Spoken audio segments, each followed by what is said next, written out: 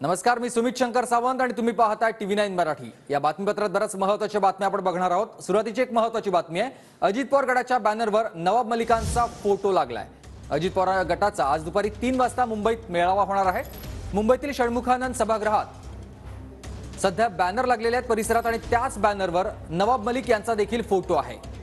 अजित पवार गटाचा आज मुंबईमध्ये मेळावा आणि त्याच संदर्भातले हे बॅनर्स आपण बघतोय लागलेले आहेत। अक्षय मनकडी माझे सहकारी माझ्यासोबत जोडले गेलेत। अक्षय, आपण बघतोय सध्या अजित पवारांच्या बॅनरवर नवाब मलिकांचे फोटो आहेत।